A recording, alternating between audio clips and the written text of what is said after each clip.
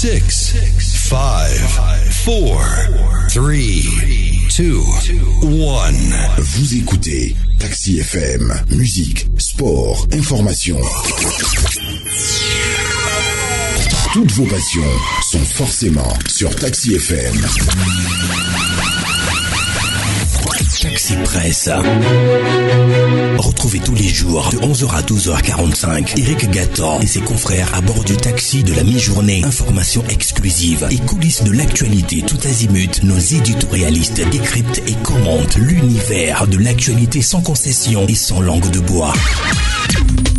Taxi Presse, tous les jours de 11h à 12h30 avec Eric Gatan. Taxi Presse. Madame, Monsieur, bonjour, bonjour à tous. Ravi de vous retrouver ce matin sur la radio Taxi FM. Taxi Presse de ce lundi, c'est avec Gérard Ouessan, le patron du journal SICA, et l'homme Tissogbe, le patron du journal La Nouvelle Tribune.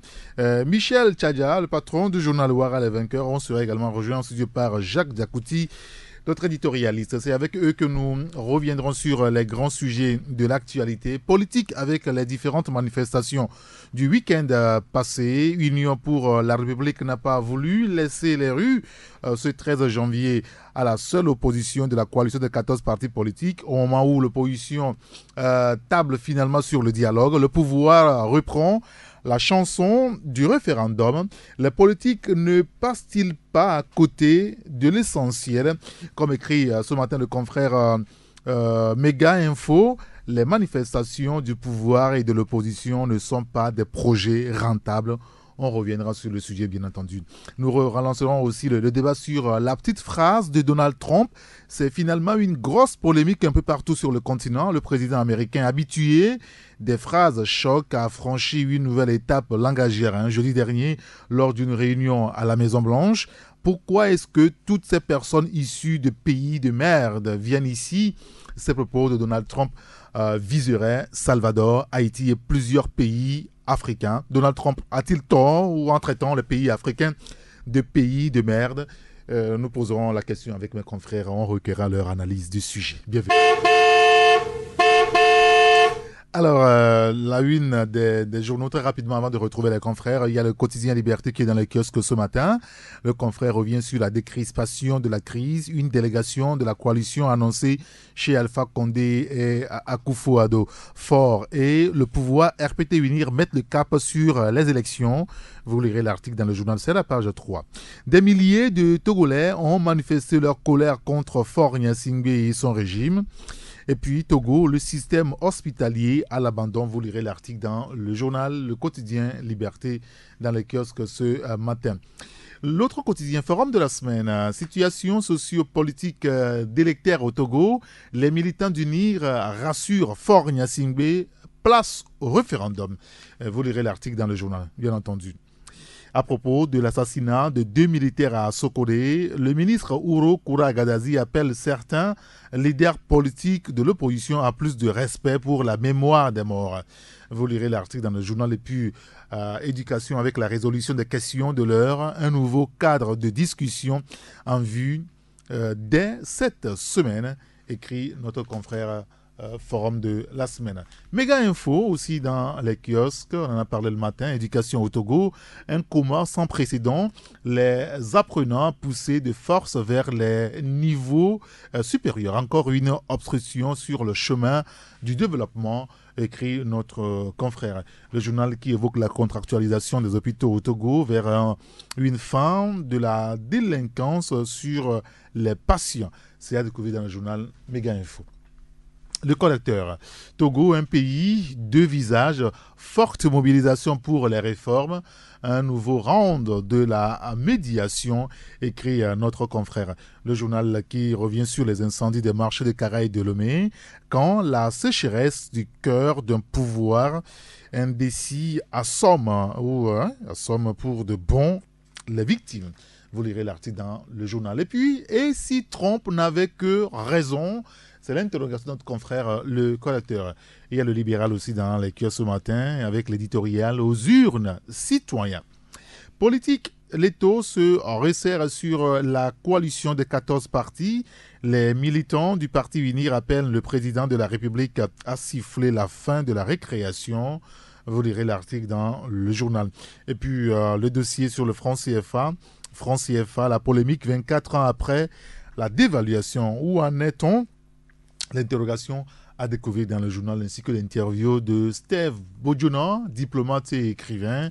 Vous lirez cela dans le désormais bi-hebdomadaire Le Libéral. Il y a aussi la symphonie. Aéroport international Gnassingbé Yadema, mauvaise réputation. Des cadenas de valises des voyageurs forcés, des objets volés par des agents de sécurité. C'est le dossier de notre confrère La Symphonie ce matin. Vous lirez l'article dans le journal, bien entendu. Le Togo, producteur de pétrole, curieuse erreur de la Banque de France. Pourquoi Fort devrait se fier de cette France-là? L'interrogation à lire dans le journal. Et puis, UNIR mobilise des milliers de militants dans les rues de plusieurs villes. Le référendum en attendant l'investiture de Faure Gnassingbé, candidat en 2020. Et puis, le journal Nouvelle Opinion qui est aussi dans les kiosques ce matin. Nouvelle Opinion, pour une sortie de crise au Togo, le peuple a enfin parlé. Croit savoir donc le confrère Nouvelle Opinion. Et puis le peuple exige enfin un référendum pour départager les politiques. L'impréparation et la peur obligent les adeptes des rues à tenter de refouler ce principe pourtant démocratique. Et puis l'opposition dos au mur de l'appel au départ d'un président élu à la course derrière un dialogue sous médiation étrangère. L'article est découvert dans le journal. Le deuxième journal avec nous ce matin, c'est La Voix du Peuple, Vox Populi, la haute autorité de l'audiovisuel de la communication à un nouveau président. Et puis, démonstration du peuple unir qui dit mieux sur son peuple. C'est l'interrogation du confrère. Pourquoi l'opposition refuse tel le référendum qui est une exigence démocratique? L'interrogation découverte dans le journal. Chacun a son peuple, conclut notre confrère. Vous lirez l'article donc dans le journal La Voix du Peuple, Vox Populi. Alors dans les kiosques ce matin, outre Vox Populi, vous avez le quotidien Liberté, le quotidien Forum de la semaine. Vous avez la Symphonie également, Nouvelle Opinion, le Libéral, le Correcteur. Et voilà, je pense tous les journaux. Il y a aussi le journal Méga Info. Voilà les journaux qui sont dans les kiosques ce matin, en tout cas pour ceux que nous avons avec nous en studio. 93.1 Taxi FM, premier sur l'actualité.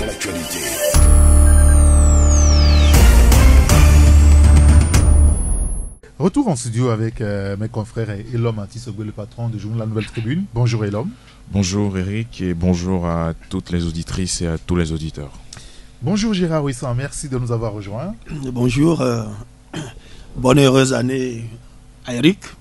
Merci. À tous mes confrères et à tous les auditeurs. Je répondrai à leur place. Merci beaucoup Gérard. Merci de nous avoir rejoints. Bonjour Michel Tadia.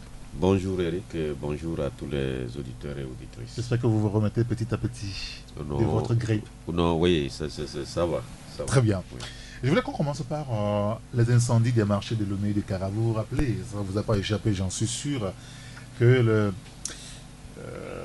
le jeudi, non, beaucoup plus le vendredi dernier, ça faisait 5 ans que ces deux marchés ont été attaqués. Ces deux marchés ont été brûlés. Les incendies criminels avaient conclu nos autorités il y a plusieurs années maintenant. Sauf que 5 ans après, on a le sentiment qu'on ne connaît pas ceux qui ont mis le feu aux poudres. Est-ce que ça vous choque que 5 ans après, l'homme Antisogwe, qu'on ne puisse pas nous dire ceux qui ont réellement brûlé le marché? Bon, je pense qu'on est dans une procédure assez délicate, comme l'a expliqué le ministre de la Justice lors de la récente, la dernière conférence de presse du gouvernement à la primature. Et lorsqu'on présentait les mesures d'apaisement au niveau de la primature à la presse, et donc le ministre de la Justice a dit qu'on est dans une procédure assez délicate et on est dans une procédure criminelle. Et en matière de procédure criminelle, les choses vont extrêmement... les choses marchent d'une façon lente et il faut faire attention à toutes les étapes. De toutes les façons, ce qu'il y a, c'est qu'on puisse nous dire véritablement qui ont brûlé le marché de Lomé. Parce que véritablement, jusqu'à ce jour, nous sommes en train de parler, ces personnes, ces bonnes dames qui avaient leurs étalages au niveau de ce bâtiment qui a pris feu et on a réorienté, on leur a trouvé un autre site pour pouvoir faire leurs activités au niveau à Guadaronou. Mais ces bonnes dames se plaignent du fait que ça ne marche pas véritablement par rapport aux commerçants qui venaient et par rapport à l'emplacement de leurs étalages maintenant. Et le ministre de la Justice avait dit la dernière fois que ils sont en train le dossier a abordé son dernier virage et qu'on va véritablement savoir dans les prochains jours, il y aura un procès. Il a bien dit qu'il y aura un procès dans les prochains jours. Et c'est à la suite du procès qu'on aura véritablement les conclusions. Et donc, on attend de voir si d'ici quelques mois, on ira à ce procès-là. De toutes les façons, l'opinion publique attend véritablement ce procès pour pouvoir être situé sur les coupables de ces incendies criminels. En même temps, ça fait quand même 5 ans que ça dure, que c'est dans les tuyaux. Il y a plusieurs leaders du collectif Sauvons le Togo dans le temps qui avaient été indexés. Plusieurs avaient été arrêtés, certains croués, d'autres laissés libres sous mandat judiciaire, bien entendu. Mais sauf que 5 ans après, les femmes, ceux qui sont au marché, qui sont des victimes, ont le sentiment qu'ils ont été abandonnés par l'autorité, jusqu'aujourd'hui, on ne leur a pas dit ceux-là qui sont responsables de la situation. Michel, est-ce que ça vous choque que 5 ans après, qu'on n'ait aucune information réelle sur ce sujet? Je ne pense pas que les bonnes dames, les commerçantes du grand marché peuvent penser que l'État les a abandonnés. Je ne pense pas comme ça. Parce que vous savez que quelques temps après que les marchés de Carré de Lomé aient pris feu, le gouvernement avait soutenu les commerçants et commerçantes par une enveloppe financière. Oui. À l'époque, c'est vrai que ce n'était pas suffisant face à l'ampleur des dégâts causés par ces incendies, mais c'était une marque de bonne volonté de la part du gouvernement pour dire que le gouvernement est sensible aux douleurs de ces commerçants-là et que les choses allaient se passer, les choses allaient, en tout cas, les choses devaient se faire rapidement pour aboutir à un procès pour situer la responsabilité des uns et des autres dans cette affaire, parce que juste au lendemain de ces incendies, vous savez qu'on a mis la main sur certains qu'on soupçonne, certains sont en prison, d'autres sont inculpés. Oui. Il y en a même un qui est mort dans cette affaire en détention. Donc, aujourd'hui, il n'y a pas très longtemps, on s'est dit que, mais à partir du moment où le procureur de la République a dit que l'instruction était close, pourquoi ne pas aller rapidement au procès? Mais nous avons constaté la dernière fois que le chef de l'État, dans sa sortie dans le jeune magazine, a dit que pour ceux-là, puisque parmi les comment vous les appelez, les préalables proposés par le chef de file de l'opposition pour aller véritablement à un dialogue, c'est qu'il fallait libérer non seulement ceux qui sont détenus dans le cadre des manifestations, mais aussi ceux qui sont arrêtés dans l'affaire des incendies des marchés de Carré de Lomé. Et donc, le chef de l'État a dit clairement que tout est fait prêt, que ceux-là seront jugés. Vivement qu'ils soient jugés, puisque pour le moment ils sont présumés innocents. Il faut quand même qu'on ait un procès pour voir concrètement ceux qui ont de près ou de loin participé à ces actes criminels-là. Parce que non seulement les hommes de main, il faut les démasquer, mais les commanditaires aussi, il faut les démasquer. Bien sûr. C'est peut-être à partir de ça que le peuple togolais sera satisfait parce que ceux-là qui ont posé ces actes, ils n'ont pas fait seulement du mal aux commerçants, c'est à tout le monde, c'est à tous les Togolais, puisque le marché représente un maillon économique de notre pays, que toucher au marché, c'est porter atteinte à l'économie nationale, et donc c'est agresser pratiquement tous les Togolais. Et donc c'est tout le peuple togolais qui attend de connaître réellement les commanditaires, les auteurs, les exécuteurs de cette basse besogne-là. Donc, pour le moment, c'est vrai, il y a des gens qui sont derrière les barreaux il y a longtemps. Il faut quand même qu'on les juge. Que de les laisser toujours croupir en prison. Je rappelle qu'un est mort dans cette affaire. Bien sûr. Et donc, peut-être que le gouvernement est en train de prendre des dispositions idoines dans ce sens-là, pour que rapidement qu'on aille à ce procès-là, qui va libérer, en tout cas, tout un peuple. Parce que si demain on sait que c'est X ou Y qui a brûlé nos marchés, mais les Togolais sauront ce qu'il faut, en tout cas, faire. Parce que la loi est là pour s'appliquer, et donc on verra réellement ce qui a lieu de faire, ce que la loi a prévu dans le cas d'espèce. Alors, je voulais juste rappeler qu'au niveau de l'opposition, on continue à croire que c'est une affaire politique et que c'est un procès politique qui est en train d'être organisé.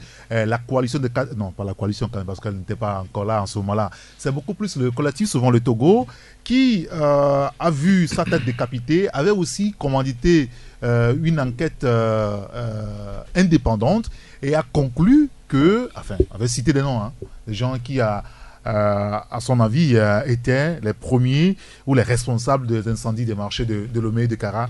Et donc, tout procès est toujours considéré comme un procès politique. Gérard Ouissank, quel est votre commentaire sur cette affaire des incendies des marchés 5 ans après? Non, mais difficile de faire un commentaire. Et j'étais là, je priais pour que vous ne me posiez pas la question, parce que je ne sais pas trop quoi dire. Je sais pas trop quoi dire, parce que c'est une affaire tellement floue et on remarque qu'il n'y a eu que des victimes. C'est-à-dire ceux qui ont perdu leur bien, leur argent, c'est des victimes. Et ceux qui sont en prison, moi j'ai l'impression que c'est des victimes, elles aussi. C'est des victimes, eux aussi. Et après les incendies, on a fait une sorte de rafle. Sur quelle base on a attrapé les gens, on les a mis en prison, on ne le sait pas trop. Et comme Michel a dit, certains même ont perdu leur vie. Et faire la prison au Togo, je vous dis, c'est pas facile. Quand on vous fait dormir dans une salle avec 80 personnes, à même le sol et tout ça pendant 5 ans, c'est une vie qui est détruite aussi quand même. Donc je dis seulement qu'il n'y a eu que des victimes. Et 5 ans après, la police togolaise et la gendarmerie, qu'on dit être très efficace, ne nous donnent aucune piste crédible où on peut dire ben vraiment c'est probable que ce soit ces gens-là et pour quel motif. Non, il n'y a qu'un flou artistique qui entoure tout. Ben moi je dis que c'est dommage. Surtout les gens de l'opposition qui ont prétendu entre-temps avoir d'autres pistes. Qui ne nous ont pas éclairés. Parce qu'ils avaient eu le sentiment que ce procès est uniquement, ou cette affaire est uniquement instruite à charge, mais pas à décharge. Ben évidemment. Et surtout qu'on est un peu en politique. Vous savez, il y avait Fulbert Atisso dans le temps qui parlait de, je crois, du Parlement, du Reichstag. Que les gens auraient... Donc, avec les hommes politiques, il faut s'attendre à tout. Moi, je dis que cette affaire-là n'est pas claire du tout. C'est déplorable. Et pour dire aussi un mot sur cette indemnisation, c'est une goutte d'eau dans la mer. Vous faites un commerce dont le capital exige 10 000 francs, après on vous donne 100 francs, ben, on n'a rien fait quoi. Parce que vous allez bouffer les 100 francs là et vous êtes au point zéro. Moi je connais des femmes qui ont perdu leur argent dans cette affaire, ben, elles sont restées, comment on dit, elles sont restées là où elles étaient ruinées quoi. Elles n'ont jamais pu se relever.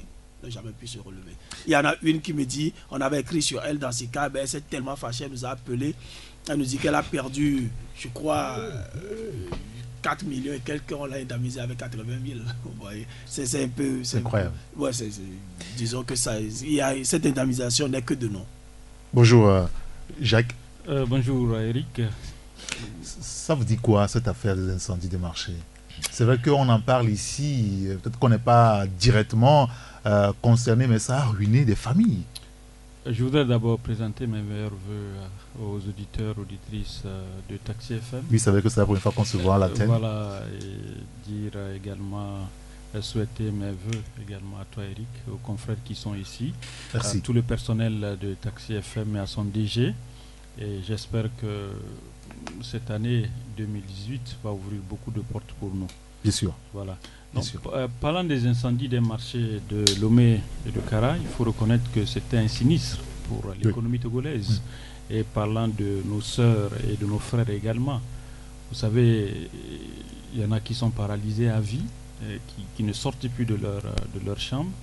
Il y en a qui sont également endettés à vie. Il y en a qui ont également rapatrié leurs enfants qui étaient à l'Europe, à l'étranger par rapport aux études.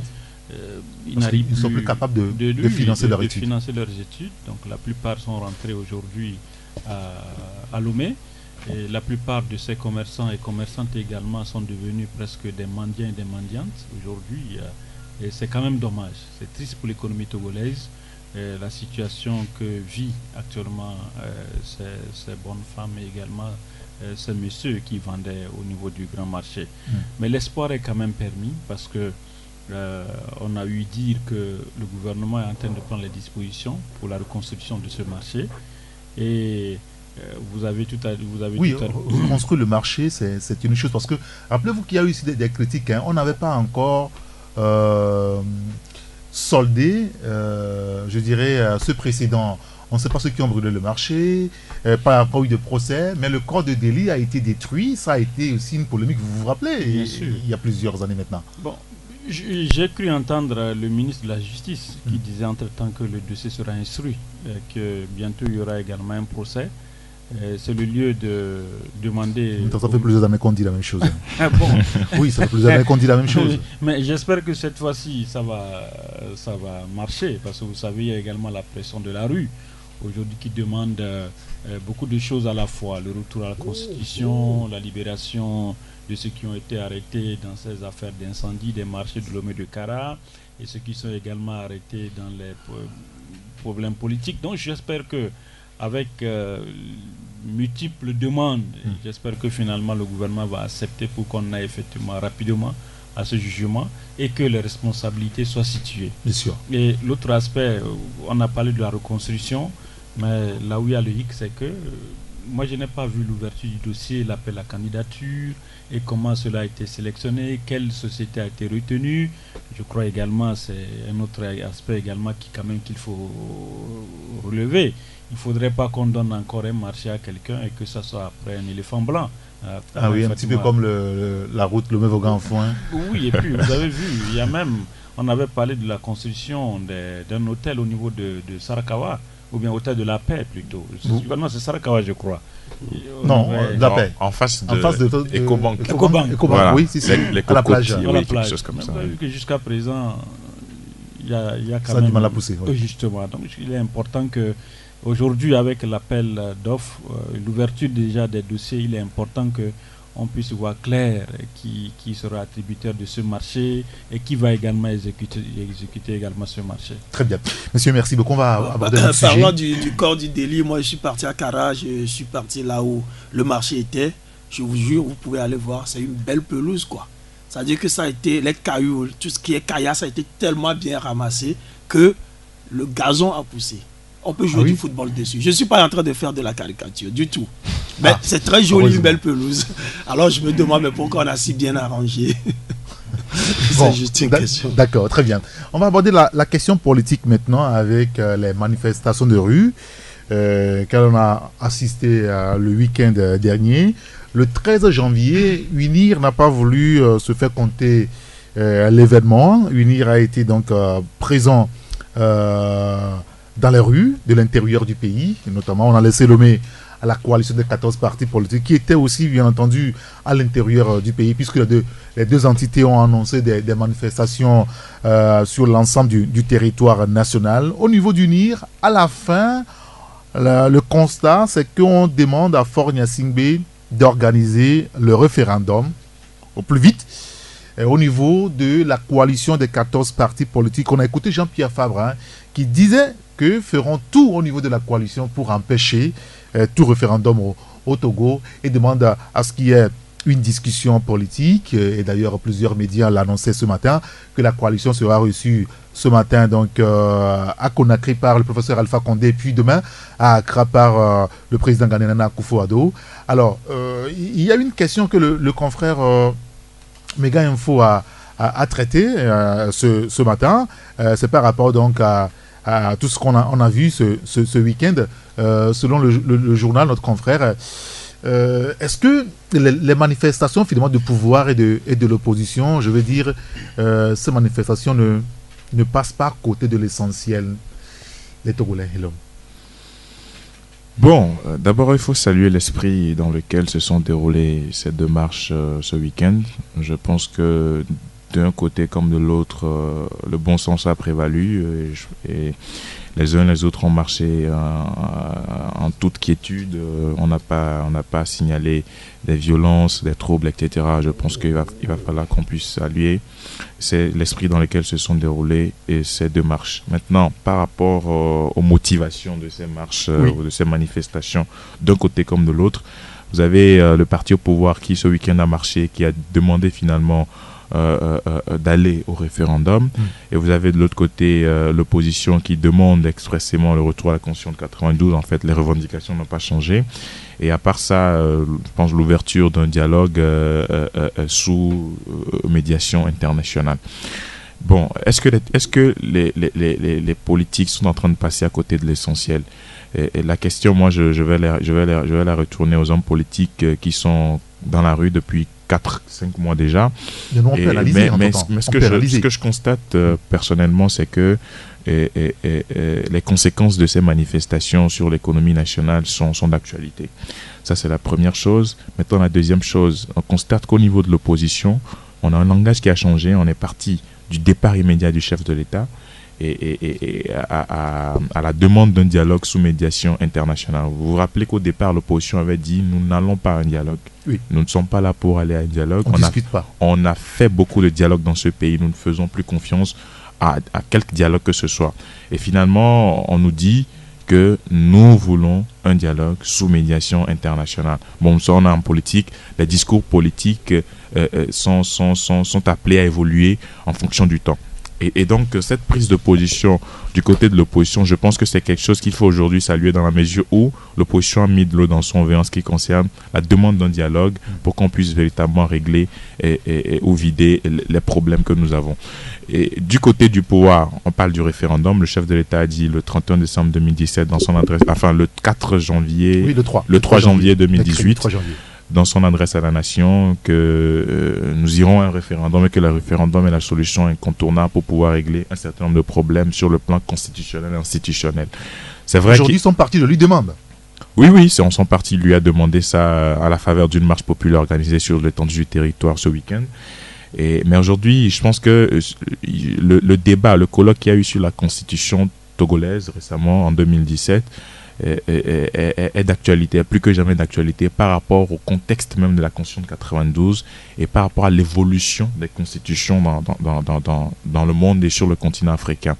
Vous avez des pays aujourd'hui en Afrique qui passent du quinquennat au septennat. Vous avez des pays qui veulent passer du septennat au quinquennat. Vous avez également d'autres problèmes liés par exemple au fichier électoral, etc. Le droit de vote de la diaspora notamment.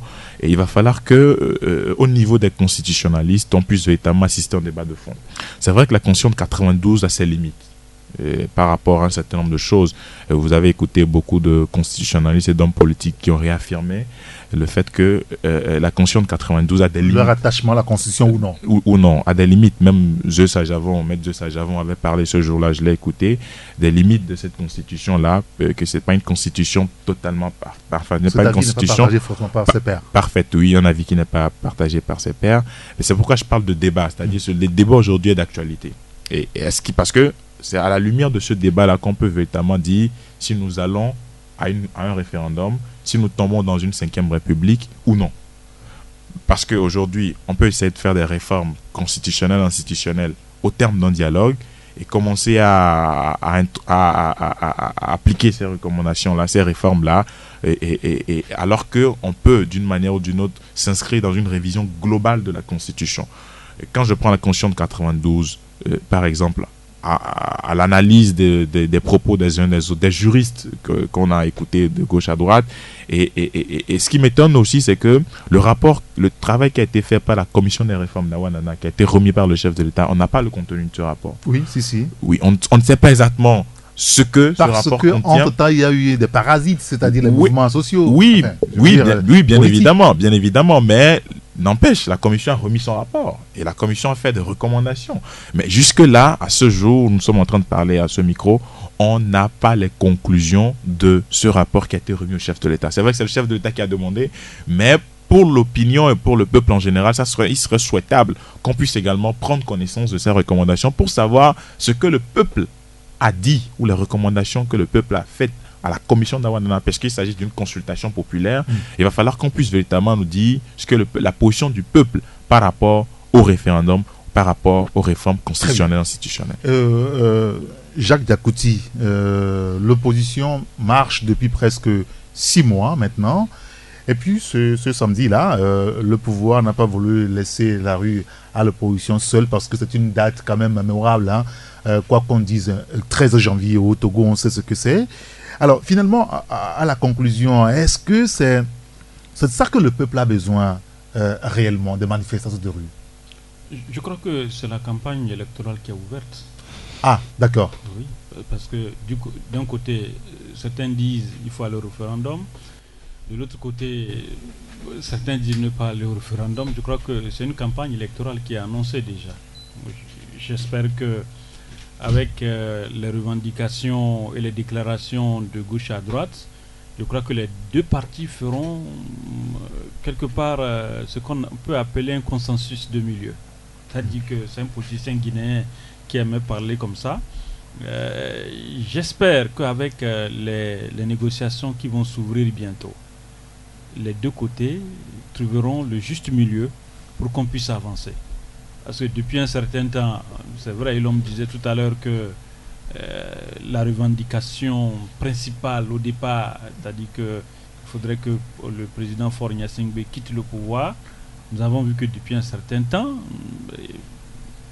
certains politiciens ne tiennent plus ce langage par rapport au départ de Faure Gnassingbé.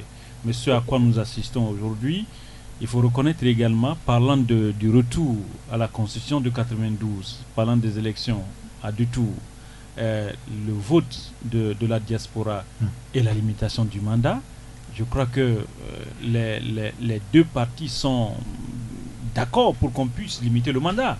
Oui. Les deux partis également sont d'accord qu'on puisse aller à une élection à 2 tours. Si on a bien écouté le président de UNIR au niveau du Congrès? Non, au niveau de ZIO, parlant de M. Kodjo Adegye, qui disait, le vice-président, qui disait que UNIR est d'accord pour une élection à 2 tours. UNIR est d'accord également pour la limitation des mandats et UNIR est d'accord également pour le vote de la diaspora. Donc si UNIR est d'accord, je crois que l'opposition aussi avait réclamé déjà qu'on puisse limiter le mandat, qu'on puisse effectivement permettre à la diaspora de voter et qu'on puisse également aller à une élection à 2 tours. Si aujourd'hui les deux partis sont d'accord, je crois que ce qui... Ça veut dire qu'il faut aller à une discussion pour finaliser tout cela. Voir maintenant, est-ce qu'il faut aller au référendum? Est-ce qu'il faut retourner le dossier, par exemple, à l'Assemblée nationale pour que l'Assemblée puisse adopter et que cela puisse nous éviter à aller au référendum? Je crois que si aujourd'hui UNIR brandit également la carte du référendum, peut-être que quelque part c'est pour forcer également l'opposition. C'est pour faire pression. Ah, bien sûr. Moi, c'est l'analyse que je suis arrivé à la conclusion pour dire ça peut être également une pression de UNIR pour dire à l'opposition, mais attention, si on ne s'entend pas au niveau de l'Assemblée nationale, la seule carte qui me reste, c'est de pouvoir aller au référendum. Et vous savez, le référendum, c'est également c'est dans notre constitution. Et si on veut également aller à une nouvelle monture parlant de notre test fondamental, si l'Assemblée nationale ne marche pas, la seule carte qui reste, c'est d'aller au référendum. Mais j'espère qu'avec les contacts, on a appris qu'ils seront à Conakry aujourd'hui et demain à Accra. Nous espérons que les uns et les autres pourront s'entendre pour que soit on évite ce référendum, pour que le dossier retourne à l'Assemblée nationale, pour que les uns et les autres puissent s'entendre et qu'on puisse adopter effectivement cette constitution-là et que désormais on puisse avoir une élection à 2 tours, qu'on puisse avoir la limitation de mandat et que la diaspora puisse voter. Parce que le hic aujourd'hui, que les politiciens, j'espère qu'ils ne veulent pas souvent en parler, c'est la candidature de Faure Gnassingbé en 2020. Tout le débat est à ce niveau. Mais j'espère que, même parlant de la candidature de M. Faure Gnassingbé, ce n'est pas maintenant qu'il faut en débattre. Il faut d'abord... On est en 2018, il reste 2 ans. Il reste encore 2 ans. Donc j'espère que il faut qu'on puisse avoir d'abord ce que on est en train de demander, c'est-à-dire comme les deux parties sont d'accord, mais allons soit au référendum, soit allons au niveau de l'Assemblée nationale et qu'on puisse adapter le texte. Et quand le moment sera venu de parler des candidatures, je crois que le moment sera venu et on va en parler. Aujourd'hui, qu'est-ce qui peut encore obliger Faure Gnassingbé à demander une relecture de ce texte qui a été voté à l'Assemblée nationale en septembre dernier? C'est vrai que la majorité requise n'était pas atteinte et ça ouvre la voie au référendum. Alors, en septembre, on l'évoquait, l'opposition a intensifié ses mouvements de rue, il y a eu des violences. L'opposition dit qu'elle ne veut pas entendre parler de référendum. Il faut que le pouvoir de Faure Gnassingbé accepte et accède aux demandes, c'est-à-dire le retour à la Constitution de 92, le vote de la diaspora. Maintenant, si Faure Gnassingbé estime qu'il ne peut pas, qu'il quitte le pouvoir. C'est là où son départ est intervenu. Mais en même temps, aujourd'hui... Je voulais terminer en disant ceci. Oui. Vous savez, parlant de la Constitution de 92, il faut reconnaître que la Constitution de 92 également renfermait des germes qu'il fallait quand même changer. Si il faut ramener encore la Constitution de 92, ce qui veut dire que toi et moi, on ne pourra plus jamais être candidat, parce qu'il faut voir l'âge. Donc, vous voyez, c'est des choses quand même qu'il faut essayer. Moi, je peux attendre. Bon, d'accord, mais je crois qu'il faut quand même permettre à cette jeunesse, parce qu'aujourd'hui, on parle également de limiter le mandat au niveau des députés. Oui. Mais il faut tenir compte de la Constitution de 92, il y a certains jeunes qui ne pourront pas se présenter. Donc il y a des choses quand même, en âme et conscience, il faut qu'on puisse avoir l'esprit et la tête reposée pour pouvoir mieux réfléchir et ne pas créer encore des germes dans cette Constitution que nous voulons, pour que demain, on puisse encore se mettre à des problèmes. Michel, pourquoi... Je vous pose la question en tant qu'observateur. Pourquoi est-ce que le pouvoir de Faure Gnassingbé estime encore aujourd'hui d'agiter, je dirais, cette question de référendum aujourd'hui? Comme Jacques l'a dit, peut-être pour faire pression, mettre encore un peu plus de pression sur l'opposition? Mais pour opérer les réformes, il n'y a que deux voies. Soit c'est par voie référendaire ou alors à l'Assemblée nationale. Et le pouvoir a déjà tenté à l'Assemblée nationale. Le gouvernement, rappelez-vous, a introduit un projet de réforme constitutionnelle, institutionnelle. L'opposition n'a jamais voulu faire un débat là-dessus. Elle est partie. Vous comprenez? Et seuls les députés de UNIR avaient voté. Et je pense qu'ils sont 62. Ils ont voté et ça faisait les deux. Bon, peut-être que le débat a eu lieu à l'Assemblée nationale où l'opposition a fait des amendements qui ont été refusés par la députée proche de UNIR. Et donc, l'opposition a quitté l'Assemblée nationale, n'a pas voté. Voilà, ok. Bon, il y a eu débat, comme tu l'as dit. Dans tous les cas, l'opposition, je voulais dire, ce sur quoi je voulais insister, l'opposition n'a pas participé au vote. Au vote, bien sûr. Voilà, elle est partie. Maintenant, pour le pouvoir, il reste... C'est vrai que la voix du Parlement, c'est encore possible parce qu'on peut appeler à une seconde relecture, mais à partir du vote des députés, la voix qui reste au gouvernement, c'est la voie référendaire. C'est la Constitution qui l'a dit. L'UNIR n'a rien inventé, le gouvernement n'a rien inventé.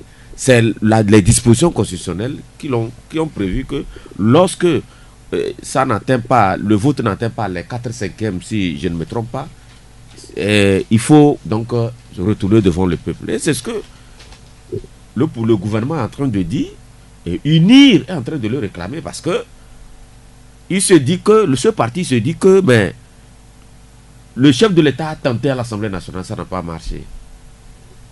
Maintenant, une voie est ouverte, c'est la voie référendaire.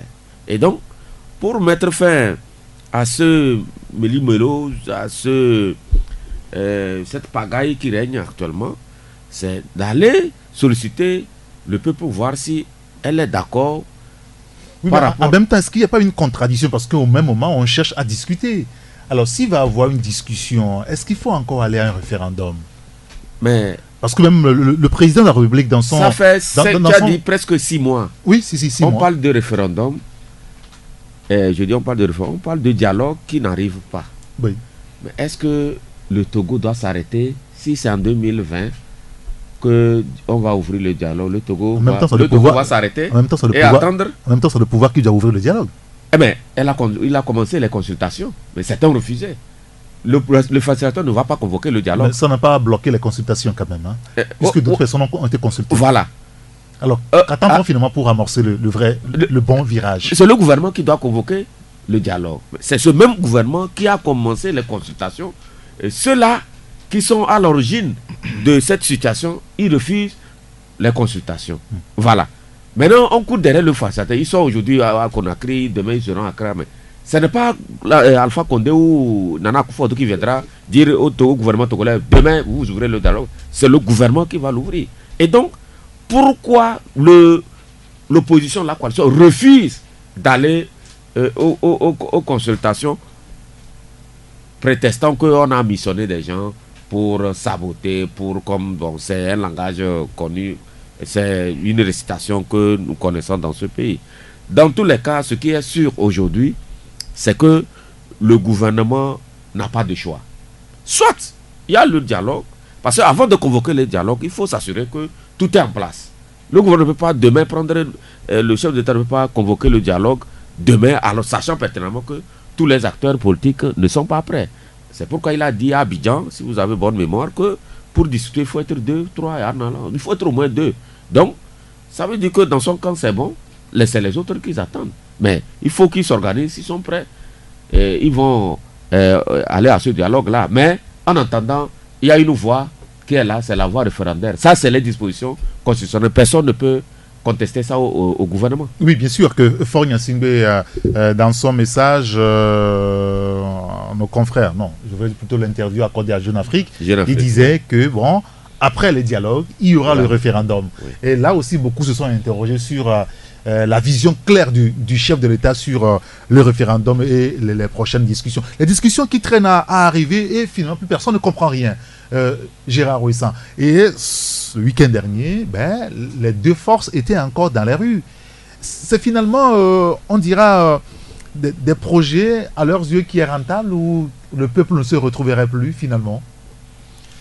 D'abord, il faut noter que c'est quand même une bizarrerie de voir un parti qui est au pouvoir en train de marcher. Ça ne se fait pas. Quand le peuple vous confie... Il y a un texte qui interdit ça? Non. Mais le bon sens interdit cela. C'est-à-dire que, aussi vrai que le bon sens vous interdit de danser et de vous dire « Oh là là, je danse bien », c'est ridicule. Aucun texte n'interdit ça, aucune loi n'interdit ça, mais quand vous faites ça, vous êtes marginalisé. Les gens vont se dire « Mais le danseur là, il n'est pas normal ». Quand vous dansez, vous laissez les autres apprécier. Donc quelqu'un qui a les rênes du pouvoir, il est appelé à exercer ce pouvoir. Il a tous les leviers de ce pouvoir-là, les finances et tout, donc il n'a pas à se mettre dans la rue. Vous voulez dire que UNI veut aller au référendum, il n'a qu'à aller au référendum. Pas besoin d'être dans la rue pour dire demandons à UNI d'aller au référendum ou au président d'aller au référendum. Oui, mais en fait, non, ce n'est même pas ça. C'est-à-dire que quand vous gérez un pays, les gens qui sont dans la rue sont là pour vous dire écoutez, ça là, vous ne faites pas bien. La rue est faite pour ça. C'est pour protester contre un état de choses. La rue n'est jamais faite pour y aller, pour dire, écoutez, regardez comment je fais bien. Ce n'est pas le sens de la rue. De la même façon que quelqu'un qui n'est pas au pouvoir, il ne peut pas appeler l'armée à aller faire quelque chose.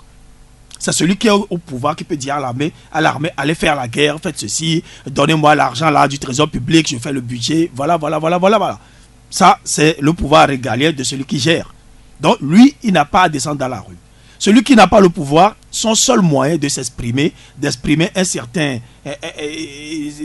sa force, c'est la rue. Mais maintenant, quand celui qui gère prend aussi la rue, c'est déjà bizarre. C'est la première remarque que moi je voulais faire. Bien. Donc, unir dans la rue, c'est pas très bien. Maintenant, pour parler du dialogue et du référendum, bon, je pense qu'on nous a appris que tout ce qu'on entreprend, il faut se poser des questions sur la finalité, le pourquoi des choses. Quand je vais faire ceci, pourquoi est-ce que je le fais? Organiser un référendum, c'est pourquoi? Est-ce qu'il s'agit de légaliser seulement le pouvoir en place? Non, ou bien un état de choses, une situation? Aujourd'hui, il y a une situation. Pouvoir et opposition n'arrivent pas à s'entendre sur un minimum. Oui. Le mieux, on s'adresse à l'opinion. L'opinion tranche. Point barre. Oui, mais c'est pour ça. C'est pas plus simple que ça? Non, pas du tout. Parce qu'il y a la possibilité qu'on organise un référendum et que ce référendum-là soit contesté. Et qu'après le référendum, on voit encore les gens dans la rue. Vous allez faire quoi? On va les faire rentrer, on va leur tirer dessus, on va les blesser. Parce qu'ils sont insatisfaits. Le référendum ne réglera aucun problème. surtout dans ces conditions-là, si le dialogue n'est pas fait dans le respect des uns des autres. Parce que le problème qui se pose actuellement, c'est l'irrespect que les gens trouvent dans la démarche du gouvernement. On vous dit, le ministre de l'administration territoriale vous dit de venir le voir. Un ministre de l'administration territoriale qui dit ça au chef de file de l'opposition. Ceux qui sont derrière ce chef de file de l'opposition, ceux qui se réclament de l'opposition, ces lanceurs de pavés, c'est tous ces gens-là qui courent devant la police, qui se font attraper, jeter en prison ou quoi. Tous ces gens-là ne se sentent pas respectés. Ce qui fait que après l'organisation de votre référendum, vous verrez les mêmes jeunes dans la rue encore. Alors, je pense que Faure Gnassingbé n'aura réglé aucun problème. C'est-à-dire qu'il va régner sur un pays qui sera permanemment pour vous, en crise. La solution de crise sortira d'où? La solution de crise sortira de celui qui a les rênes du pouvoir en main. Quand on vous si elle ne viendra pas des référendums ou du référendum comme vous le dites, et elle viendra d'où? Ça peut venir du dialogue. Non, ce que je veux dire, c'est qu'il y a référendum et référendum. Je peux vous dire maintenant, Eric, s'il vous plaît, passez-moi le micro. Mais je peux aussi dire, Eric, allez, donne-moi le micro. Je n'aurai pas les mêmes résultats. Alors que je réclame la même chose, mais la façon dont je le dis, la façon dont je le réclame, ça va déterminer le résultat, votre réaction à vous. Et je dis actuellement, la façon dont on convoque ce référendum-là ne peut pas apporter les solutions escomptées. La solution escomptée, c'est quoi? C'est d'avoir un pouvoir légitime et non un pouvoir légal.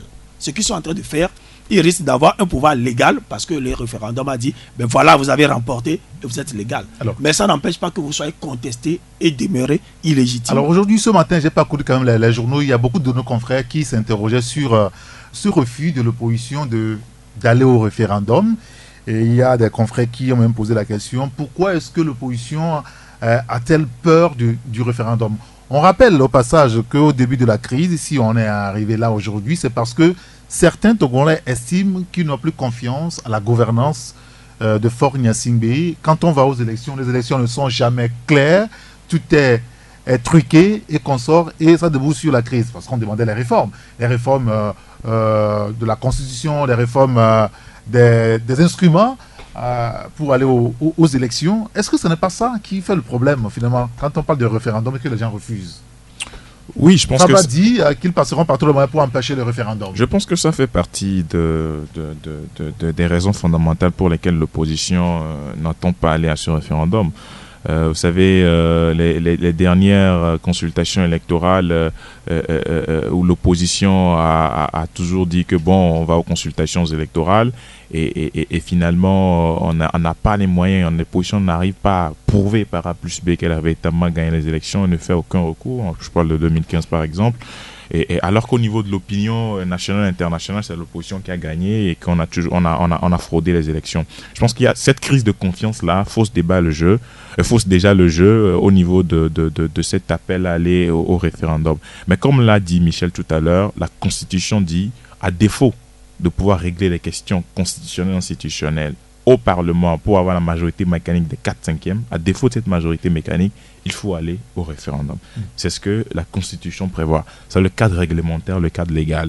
Bon, maintenant, est-ce qu'on doit aujourd'hui faire fi de ce cadre réglementaire pour aller vers d'autres solutions? Si oui, quelles sont ces solutions? Comment est-ce qu'on peut aujourd'hui mettre en œuvre ou bien réviser la Constitution togolaise sans pouvoir passer par la majorité mécanique des 4/5e et sans pouvoir passer par le référendum? Est-ce que le dialogue suffit à pouvoir mettre en œuvre les réformes constitutionnelles et institutionnelles en faisant fi de la Constitution togolaise? Il y a beaucoup de questions. Et donc, je pense que réglementairement, sur le cadre, par rapport au cadre constitutionnel, la Constitution prévoit, les textes prévoient eux-mêmes le mécanisme à travers lequel on peut modifier une Constitution. Maintenant, le débat aujourd'hui, c'est de savoir si le référendum sera transparent, équitable. Je pense que c'est la crainte de l'opposition aujourd'hui. Pour l'opposition, rien n'est moins sûr. C'est la crainte principale de l'opposition aujourd'hui, mais on ne donne pas aussi les solutions ou bien les propositions que l'opposition fait aujourd'hui pour qu'on puisse aller véritablement vers la limitation des mandats, la révision du mode de scrutin, etc. L'opposition ne situe pas aujourd'hui clairement le schéma. Parce qu'on dit oui, on est pour un dialogue sous médiation internationale, mais ce n'est pas à travers le dialogue qu'on va modifier la Constitution. il y a des cadres réglementaires. Il y a le Parlement, il y a le référendum. Soit on accepte d'aller au Parlement, on vote, il y a la majorité mécanique des 4/5e, on modifie la Constitution, on introduit la limitation des mandats, on fait ce qu'on appelle le mode de scrutin à 2 tours également, et on avance. Ou soit... Les acteurs se sont mis d'accord sur eux tous, sur la nécessité d'ouvrir des discussions politiques. Alors comment est-ce qu'on finalement peut expliquer que tout le monde chante dialogue et que jamais il n'arrive pas? Oui, je pense que... À quel niveau peut-on situer la mauvaise foi finalement? Non, aujourd'hui, il y a 2 positions. Je pense que, comme je l'ai dit, il y a 2 positions. Le pouvoir dit, on va à ce dialogue pour définir les modalités du référendum. L'opposition dit, non, nous allons à ce dialogue pour demander le retour à la Constitution de 92, le droit de vote de la diaspora. Voilà. Donc, il y a 2 positions antagonistes aujourd'hui. Et l'opposition dit, nous n'attendons pas aller à un référendum. Nous voulons le retour à la Constitution de 92, le mode de scrutin à 2 tours. Mais je pense que autour de la table, il va falloir que les uns et les autres puissent mettre de l'eau dans leur vin pour sauvegarder l'essentiel. Parce que même la médiation internationale, si elle arrive, elle ne va pas imposer aux politiques togolais ce qu'ils vont faire. C'est aux politiques togolais de se regarder droit dans les yeux et de pouvoir se dire les vérités pour dire aujourd'hui que l'essentiel, c'est ci ou ça. La médiation est là pour faciliter. C'est un travail préparatoire pour... comment est-ce qu'on dit, arrondir les ongles, harmoniser voilà, le point de vue des uns des autres sur les points sur lesquels on ira discuter aux discussions. Eric, moi, j'ai juste une remarque. Moi, je crois que pour le dialogue, les gens vont aller parler de quoi? Je ne sais pas comment vous l'imaginez. Moi, je me dis, lors du dialogue, l'opposition va demander, par exemple, va se poser la question, comment se fait-il que nous n'arrivons pas à manifester à Kara? Non, vous voulez que ce point-là soit débattu aux discussions politiques? Évidemment, si moi je n'arrive pas à manifester à Kara... Ces points ne sont pas dans le contentieux. Quelqu'un qui ne peut pas manifester à Kara ne peut pas non plus battre campagne à Kara. C'est une logique. On m'interdit de faire mes activités politiques dans telle ville. Alors, je suis en droit de me poser la question, si référendum il y a, comment est-ce que je pourrais battre campagne dans ces villes-là? C'est de ce genre de choses que, enfin, moi j'imagine qu'on va parler dans le dialogue. Monsieur, la façon dont vous gérez le pays, la capacité que vous avez à interdire des manifestations ou bien des activités politiques dans certaines régions, c'est de ça qu'on va parler. Comment se fait-il que vous avez ce pouvoir-là? Et c'est de ça, on veut enlever, enfin, moi j'imagine, à unir cette capacité-là d'empêcher les uns et les autres d'exercer pleinement leur capacité politique. Parce que c'est de ça qu'il s'agit. L'opposition aujourd'hui n'est pas à même d'exercer, de déployer toute sa capacité qu'elle a en politique. Et unir dans un pays, aucun parti ne doit être aussi puissant et avoir une prépondérance pareille. De dire aujourd'hui, ah ça ne m'arrange pas, alors je vous interdis ça, point. Alors ce n'est même pas la peine d'aller à un référendum. Parce que ce parti-là aura toujours la possibilité de donner des résultats falsifiés, de piper les dés en fait. C'est comme ça, moi j'imagine. Jacques, avant Michel. Non, moi je crois que aujourd'hui. Est-ce qu'on peut comprendre aussi la crainte de l'opposition par rapport donc à son refus d'aller en l'état au référendum? Il doit y avoir des préalables qui soient remplis quand même. Mais, vous savez, il faut reconnaître que l'opposition est en train de commettre des erreurs. Encore là? Oui, bien sûr. Aujourd'hui, vous savez, la machine, bon, laissons de côté ne serait-ce que ce référendum. Bientôt, nous irons aux élections législatives. Aujourd'hui, voilà une CENI qui est en train de travailler. Une CENI qui a déjà lancé la machine par rapport au recrutement de ceux qui vont... Les CENI ont été constitués à peu près. Et jusqu'à présent, l'opposition n'est pas au niveau l'opposition n'est pas représentée. Prenons même le cas si, par exemple, les négociations aboutissaient à ce que, bon, on accepte d'aller par exemple au référendum. Non, l'opposition il y a. Jerry Tamalunet au niveau de la CENI. Non, mais ça c'est... Il y a d'autres partis également qui sont là. Parlementaires. Mais ceux qui sont au niveau du Parlement ne sont pas représentés. Aujourd'hui, le pouvoir a quand même accepté à concéder à ce qu'on puisse avoir une élection à 2 tours, à ce qu'on puisse limiter le mandat et que la diaspora puisse voter. Moi, je crois que il est important qu'on puisse saisir ne serait-ce que ce qu'on a aujourd'hui. Ça, c'est les préacquis. On accepte, on adopte. Et après, moi, je crois que tout le débat tourne aujourd'hui au niveau de la candidature de M. Faure Gnassingbé en 2020. Au fait, c'est tout le débat à ce niveau. C'est-à-dire que si aujourd'hui les gens veulent ramener par exemple la candidature de M. Faure Gnassingbé au niveau effectivement de cette discussion, de ces préalables, je crois que ça ne marchera pas. Je crois qu'on a besoin aujourd'hui d'avoir une... Vous avez le sentiment qu'on fait beaucoup plus fixation sur Faure Gnassingbé plutôt que sur des vraies questions politiques du pays. Mais Eric, de toi à moi...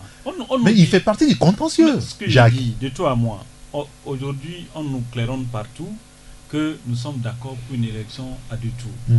Nous sommes d'accord pour la limitation de mandat. Nous sommes d'accord pour que la diaspora puisse voter, parce que c'est ça les revendications.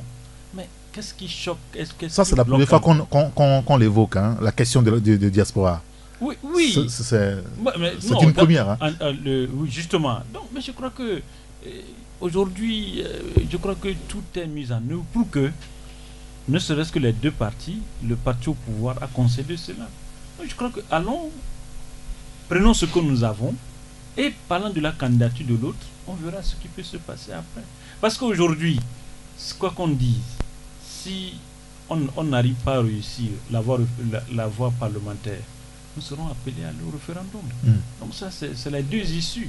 Si aujourd'hui l'opposition n'est pas représentée à la CENI, parce que l'opposition dit qu'il y a des problèmes dans le pays, donc eux ne veulent pas rentrer dans une CENI. Si demain la crise est résolue, les autres avaient déjà commencé un travail. On ne peut plus retourner en arrière. Est-ce que vous voulez retourner encore en arrière? Nous allons marquer une pause. On revient pour la seconde partie de Taxi Presse.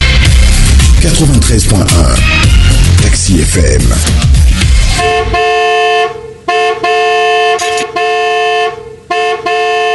Retour en studio, deuxième partie de Taxi Presse avec Gérard Ruissan et le Mathieu Sogbe, Jacques Dakouti et Michel Tchaga. Michel, on comprend finalement aujourd'hui que le vrai débat se trouve aussi bien au niveau de l'opposition qu'au niveau du parti politique. Alors comment est-ce qu'il faudra sortir de cette crise qui s'est finalement enlisée? N'ayons plus peur des mots. Au début, le pouvoir de Faure Gnassingbé, sentant sa mort prochaine, avait cherché à négocier avec l'opposition, beaucoup plus la coalition, en appelant aux discussions. Et au début aussi, au niveau de la coalition, on n'entend pas discuter avec le pouvoir de Faure Gnassingbé. S'il devait avoir discussion, Fabre avait dit, on discutera que sur le départ du président de la République, Faure Gnassingbé. Après, on s'est rendu compte que le pouvoir a repris la main. Aujourd'hui, il semble dicter sa loi. Il a son prix. Vous voulez, vous venez, vous voulez pas, on va au référendum. Alors, finalement, est-ce que cette crise ne va pas engendrer autre chose? Il semble qu'il y a un calme. Pour certains, c'est le calme avant la tempête. Une autre tempête. D'abord, je voulais relever un aspect avant de continuer. La Constitution donne droit à tout le monde de manifester, à tout parti, même à des citoyens, de faire la demande, de respecter la loi de marché. Vous comprenez? On ne peut pas accepter certains de marcher pour chasser Faure Gnassingbé du pouvoir et on va empêcher d'autres de manifester pour la paix. C'est la Constitution qui donne droit. Que vous soyez parti au pouvoir ou pas, vous avez le droit. Ceux qui veulent marcher pour chasser Faure Gnassingbé du pouvoir, ils ne veulent pas la paix, c'est ça? Je ne sais pas. Mais ceux-là, eux, ils nous ont dit samedi qu'ils ont marché pour la paix. Rien ne les interdit. Rien. Oui, les sûr. Tests, rien ne les interdit. Oui, si, on l'a dit tout à l'heure. Ouais, voilà. Oui. Donc, je voulais que ça soit clair. Rien, aucun test au Togo n'interdit le parti au pouvoir de marcher. Ça, on l'a dit. Voilà. Gérard l'a précisé tout à l'heure. C'est clair. Ok. Et je revenais aussi pour répondre un peu à... Et l'homme? Et l'homme, on disait que... Avant de répondre à ma question? Par rapport... Ouais, non, c'est bref. Je ramasse juste. Il disait que par rapport au cadre électoral, où les gens crient à la fraude, il disait que, bon, pour l'opinion nationale internationale, on pense que c'est l'opposition qui a gagné. Non.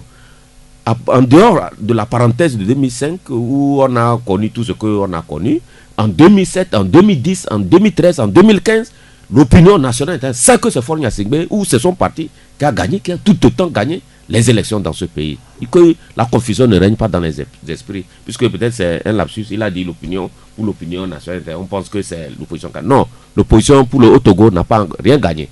C'est le parti au pouvoir qui a toujours gagné. Voilà. Donc, maintenant je reviens à ta question. Et pourquoi les gens contestent dans la rue? Mais ça, ce n'est pas ici seul qu'on conteste. On conteste les élections partout. Partout on conteste. Rares sont les pays où les opposants honnêtes appellent pour dire que je reconnais ma défaite. Comme au Libéria. Comme au Libéria. C'est ici qu'on connaît ça.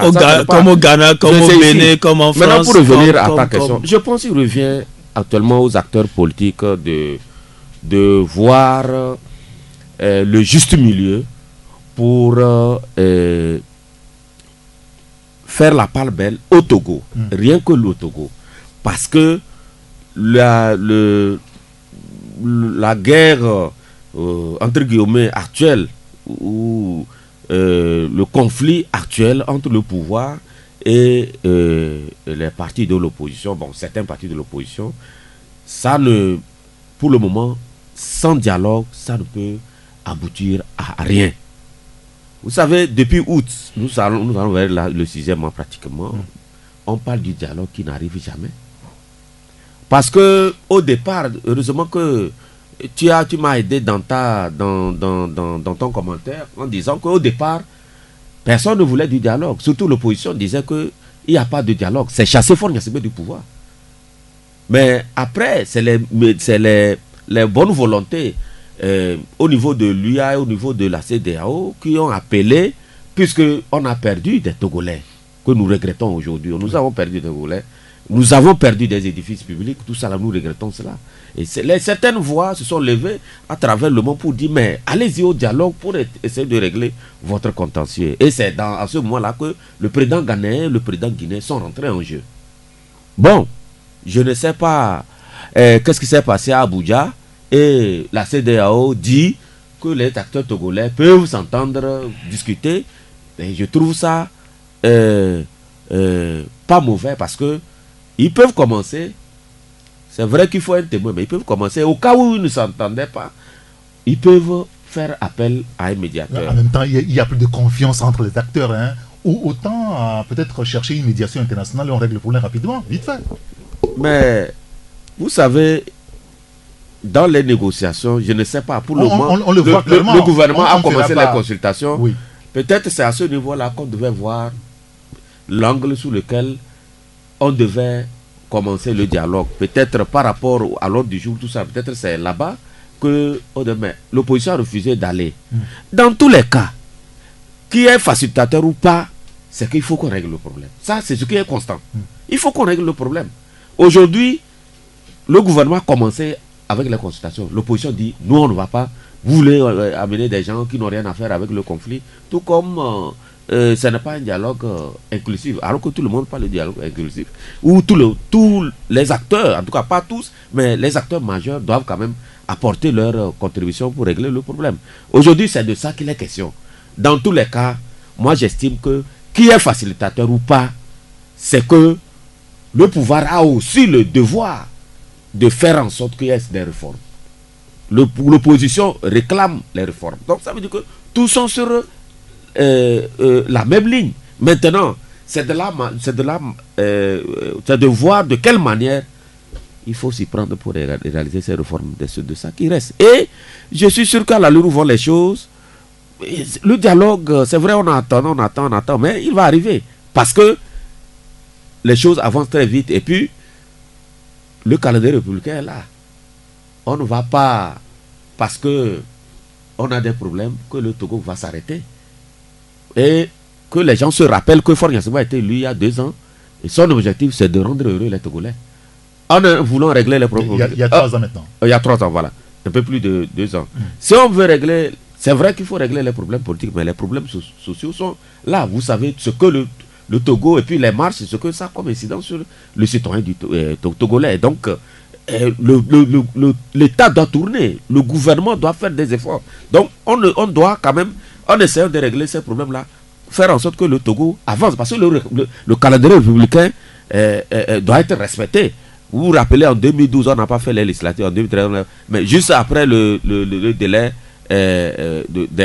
passer des députés, oui. Qu'est-ce qu'on n'a pas entendu? Que Forclos, ils n'ont pas de légitimité, ils n'ont pas de quoi. Maintenant, la CENI est là, heureusement qu'il y a le quorum, mais elle travaille normalement. Bon, on attend voir quel jour les autres vont Il faut préciser que 2018, c'est aussi une année électorale. Outre les législatives, le président de la République a annoncé les locales, le référendum également. Et selon certaines indiscrétions, d'ailleurs relevées par la presse la semaine dernière, le gouvernement entend coupler les locales avec le référendum. Avec quel budget tout ça pour l'instant, on l'ignore. Jacques Dacouti, et puis peut-être que les confrères vont réagir, on va passer à un autre sujet. Je crois que c'est extraordinaire dans ce pays. C'est au Togo seul que moi, je vois que les responsables des partis politiques ne se parlent pas. C'est au Togo, c'est extraordinaire. Et je ne sais pas s'ils le font la nuit. Il semble qu'ils le font la nuit. Oui, c'est vraiment bizarre. Dans les boîtes dans presque nuit. Tout. Comment? Dans les boîtes de nuit? Je me demande, c'est dans les boîtes de nuit ou bien c'est... Ah d'accord, très bien. Non, ça on n'en sait pas trop. Dans le monde entier, il y a quand même ce qu'on appelle des passerelles politiques. C'est-à-dire des cafés, les politiques se rencontrent, ils prennent, et puis bon, je crois que le tour est réglé. Mais au Togo, bon, même après les discussions, on voit que quand les gens vont vers la base, le langage encore change. Et les gens instrumentalisent les populations.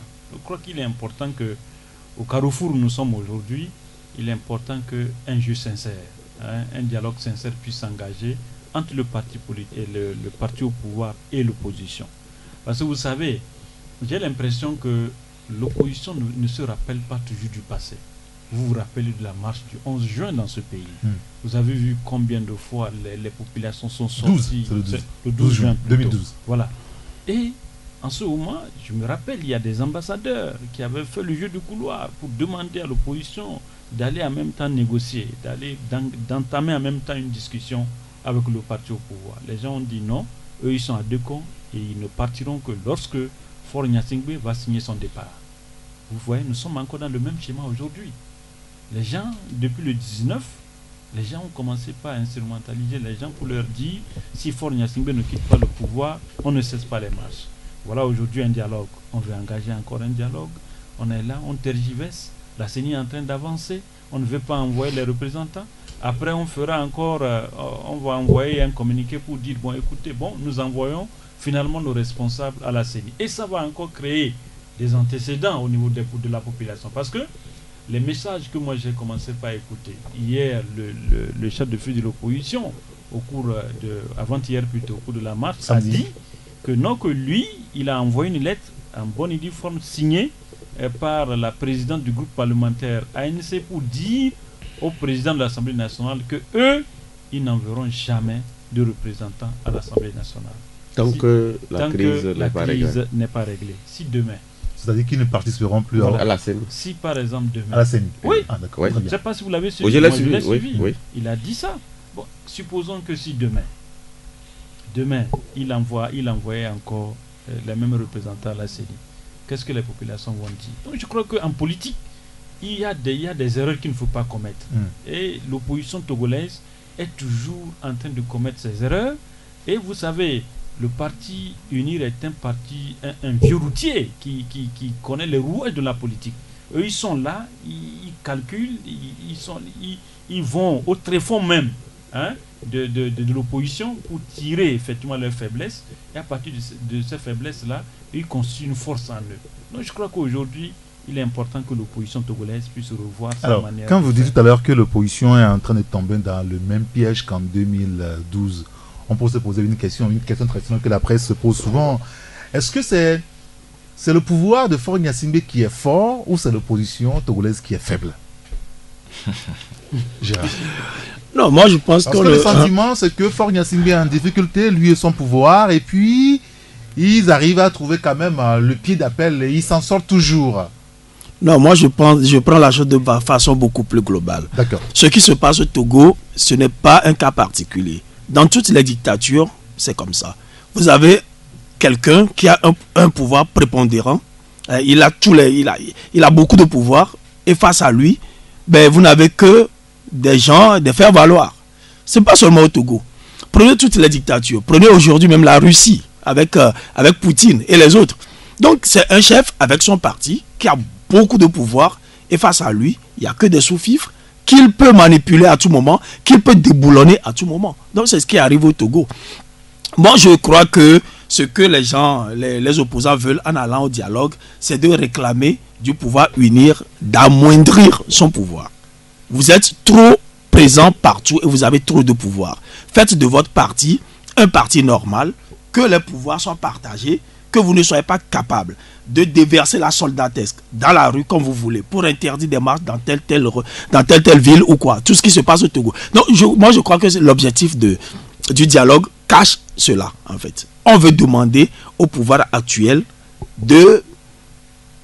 d'amoindrir son pouvoir. Oui, Gérard, regardez un peu au Bénin. Comment cela peut se faire oui. S'il n'y a pas par exemple une cohabitation? C'est-à-dire que aujourd'hui, il faut qu'on se dise la vérité.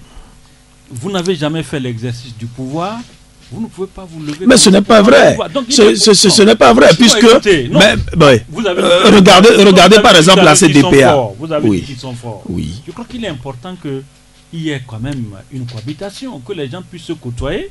Et avec ça, ils pourront apprendre demain et ils pourront exercer. Aujourd'hui, vous voyez des gens qui... En même temps, la cohabitation au Togo a une histoire. Hein? Oui, mais l'histoire c'est quoi? L'histoire c'est que on instrumentalise le peuple. Parce que du moment où on dit non, si on va de l'autre côté, nous sommes vendus. Et ceux qui ont été toujours aussi... ont été achetés.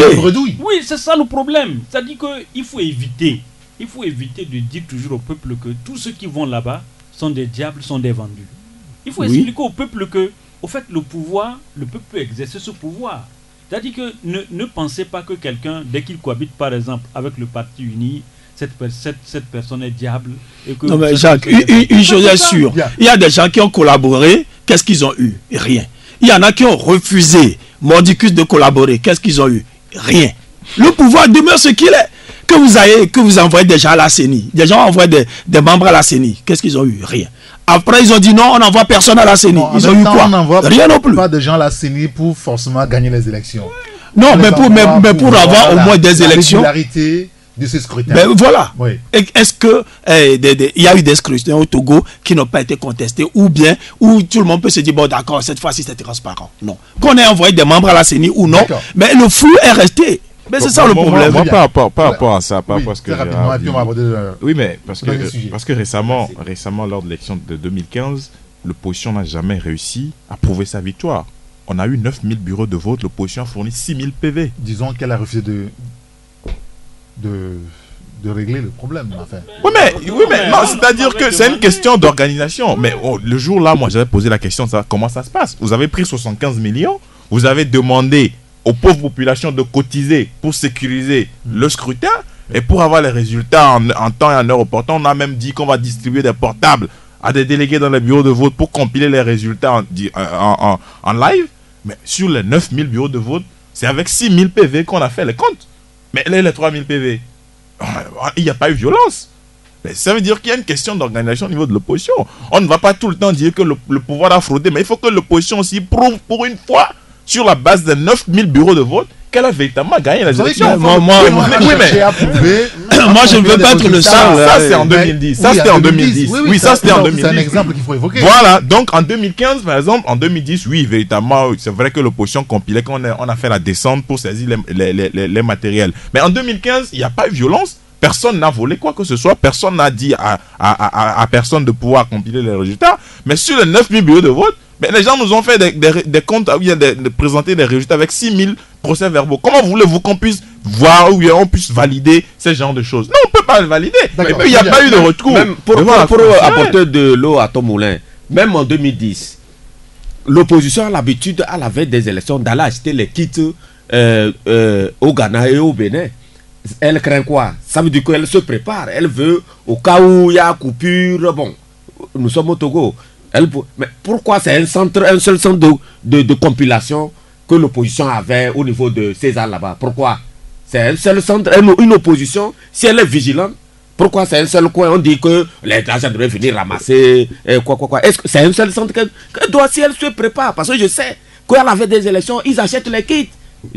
Au Bénin. Non, c'est pas interdit là aussi. Non, c'est pas interdit. Ça veut dire qu'elle se prépare, non. Maintenant qu'elle se prépare sur toute la ligne, elle ne peut pas nous dire en 2010 que c'est à César seulement qu'elle avait un seul centre. Non, et puis je reviens. Il y a une constance. Je reviens par rapport. Des choses ont été importées par l'autorité sans raison. Ça devait aussi, il devait avoir 4 ou 5 points comme ça aussi. Et ils allaient rassembler aussi. Michel, ce que vous dites là. Attends, puisque je prépare. Non.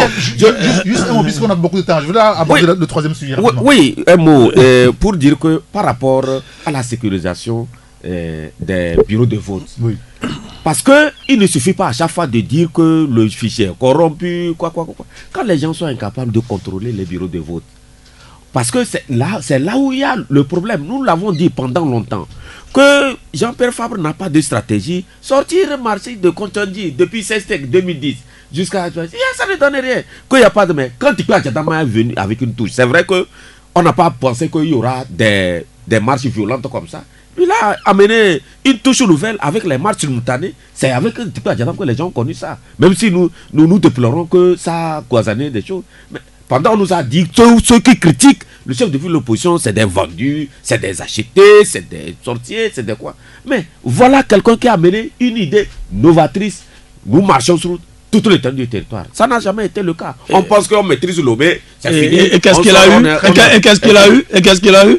On lui a collé l'étiquette de djihadiste, c'est tout. Un point, c'est tout. Quoi que vous fassiez, le pouvoir ne bougera pas. Parce que c'est un pouvoir trop fort. Point. Comment trop fort? Comme dans toute dictature. Comment trop fort? On va passer à cette force par quoi? Attendez, Michel, Gérard, merci beaucoup. On va passer à un autre sujet. Je voulais qu'on analyse rapidement la réaction des Africains par rapport donc à la sortie du président américain Donald Trump. Ça vous a pas échappé que jeudi dernier, le président américain a traité de pays de merde Salvador, Haïti et plusieurs pays d'Afrique. Alors, on se pose beaucoup de questions. Pourquoi est-ce que Donald Trump pouvait traiter les pays africains de pays de merde? Alors, la question aussi pour certains Africains. Donald Trump a-t-il tort ou pas de traiter les pays africains de pays de merde? Jacques? Il n'a pas tort. Qu'est-ce qui vous dérange dans ça? Pourquoi est-ce qu'il n'a pas tort? Il nous insulte. En quoi il vous insulte? Vous laissez vos enfants, vos filles aller mourir dans les côtes et vous voulez quoi? Donald Trump, vous savez, c'est un monsieur qui dit la vérité sans porter les gants. Au fait, c'est tout. C'est tout son problème. C'est tout son problème à ce niveau. Ça dit que lui, diplomatiquement, il est trop faible. Au fait, c'est tout le problème de Donald Trump. Mais souvenez-vous la déclaration de Macron. Oui. Qu'est-ce que Macron a dit par rapport au financement au niveau du Niger? Qu'est-ce qu'il a dit? Oui, par rapport aux enfants. Aux enfants. Qu'est-ce qu'il a dit? Oui. Il a dit non. Que vous faites trop d'enfants. Vous faites trop d'enfants. Mais est-ce qu'il a menti? Il n'a pas menti. C'était demi par femme. Il n'a pas menti. Donc, je crois que quelque part, je ne vois pas en quoi ça dérange quand Donald Trump a fait cette déclaration. Il est important que les Africains se prennent en charge. Il est important que les Africains aujourd'hui, par rapport à ce qu'il a dit, qu'on puisse s'affirmer. Il ne faut pas être là et critiquer. Donc ça veut dire que ceux qui critiquent Donald Trump, en réalité, ils font preuve d'hypocrisie. Voilà, c'est le mot que je cherchais. Merci beaucoup, Michel. La preuve, le premier pays, quand vous prenez par exemple le Sénégal, oui. Il a appelé même l'ambassadeur. Qu'est-ce qui se passe en Casamance? Qu'est-ce qu'il fait là-bas?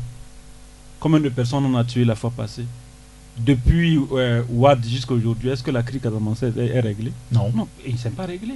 Donc je crois qu'il ne faut pas toujours, quand on fait une déclaration, vous êtes là à pleurnicher, à critiquer, à insulter, c'est pas ça. Il faut voir le fond de ce que le monsieur a dit. Bon, quand il a dit ça, est-ce que c'est vrai? Analysons ce qu'il a dit. Si c'est vrai, d'accord. Si c'est faux, bon, là on peut s'attaquer à lui. Ce qui est paru un peu curieux l'autre fois, c'est quand des opposants dans les pays africains qui critiquent leur pouvoir, les insultes de corruption, tout ça, eux aussi se sont émus de la déclaration de Donald Trump disant qu'il n'a pas le droit de traiter les pays africains de pays de merde. Le vrai problème, c'est qu'on n'aime pas Donald Trump. Donc tout ce que le gars va dire, même en bien ou en mal, les gens ne vont pas critiquer, c'est tout. Bon, vous savez, c'est vrai, comme l'a dit Jacques tout à l'heure, en fait, sur le plan diplomatique, on peut reprocher un certain nombre de choses à Donald Trump, c'est-à-dire un président de la République doit prendre la hauteur par rapport aux mots qu'il choisit pour qualifier ou pour apprécier une situation. Mais de toutes les façons, aujourd'hui, au niveau de l'Afrique, il y a des problèmes. Vous prenez par exemple l'Union africaine, le siège qui est construit par la Chine. La Chine, oui. Vous avez des milliards. Vous avez une institution qui dépend à 80% du budget de l'Union européenne. Mais vous avez vu ça où? Mais mais non, mais il faut qu'on se pose les vraies questions. Vous avez en Afrique des gens qui sont plus riches que la République. Ça aussi, c'est en Afrique. Vous avez des gens qui ont, on vous dit qu'il a 5, 6, 7, 8 jets privés, et à côté, il y a une population, une grande partie de la population qui vit en dessous du seuil de pauvreté. On nous renseignait même que c'est en Afrique que vous verrez des officiers de l'armée et puis les ministres qui sont plus riches que les hommes d'affaires. Oui, mais et vous avez des gens qui volent 600 millions de francs CFA qui viennent faire une conférence de presse. Non, oui, mais c'est-à-dire ça aussi, ça fait partie des problèmes. Ça fait pas. Vous pensez qu'en Europe, aux États-Unis, un ministre impliqué dans un scandale va venir présenter à la presse un rapport avec un trou de 600 millions, il va rester toujours là, en fonction. Et vous trouvez que c'est pas la merde de ça? Non. Gérard. Non, je pense qu'il faut d'abord définir ce que c'est un pays de merde. Bon, allez-y. Ouais, mais parce que là, on commence à disserter là-dessus sans même se poser la question, qu'est-ce que le gars entend par pays de merde? Est-ce que pays de merde, c'est là où on trouve du caca par terre? Ou bien, je sais pas moi. Parce que merde, vous voyez. Pourquoi est-ce que toutes ces personnes issues de pays de merde viennent ici? Ouais, ça veut dire quoi, pays de merde? Non, je pense qu'il voulait dire juste que c'est des pays misérables. C'est des pays où les gens ne sont pas bien formés. Vous savez, si vous êtes par exemple un grand ingénieur, un inventeur, vous aurez beau être du Togo ou bien du Botswana ou quoi, quand vous allez aux États-Unis, ils vont vous accueillir. La preuve, vous voyez autour de Donald Trump, il y a même des Noirs. Oui, bien sûr. Il n'est pas raciste à ce point. Donc, il ne veut pas prendre la racaille des autres pays, des gens qui sont mal formés, des gens qui prétendent avoir leur bac et qui n'ont jamais touché à un microscope. Et c'est ces gens-là que vous allez prendre chez vous en tant que des immigrés. Moi, si j'étais président aussi, je vais dire, mais c'est des pays de merde. Parce que ceux qui viennent de ces pays ne nous apportent rien de bien, rien de positif. Seulement, peut-être des braquages, de la violence et tout et tout. Je crois que c'est ça qu'il voulait dire. Des pays pauvres où les gens sont mal formés. C'est des pays qui ont en fait une très mauvaise image. Est-ce que c'est vrai que nous avons une très mauvaise image aujourd'hui en Afrique, nous pays là?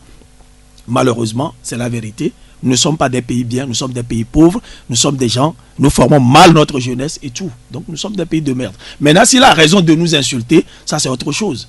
Il n'a pas insulté. Il a insulté, c'est une insulte. Non, c'est pas une insulte. Non, quand vous dites que quelqu'un vient d'un pays de merde, il a insulté ces pays-là. Bon, si moi j'ai une tête, par exemple, une tête trop grosse ou trop petite, c'est un fait, c'est la vérité. Mais c'est une autre chose que de dire, mais Gérard, tu as une tête trop grosse ou bien tu as une tête trop petite. Alors là, c'est une insulte. Alors. Dans quel contexte il a dit ça? C'est-à-dire qu'il faut toujours tenir compte du contexte avant de pouvoir critiquer.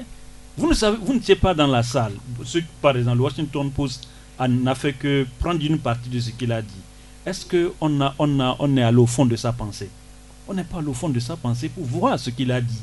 Donc le Washington Post a seulement sorti et que pourquoi vous laissez les gens venir... Oui, c'est par rapport à l'immigration. Oui, on discute de l'immigration. Décortiquons sa pensée. Moi, j'ai suivi encore un autre débat sur notre chaîne. Oui, bien sûr, il y a plusieurs chaînes européennes.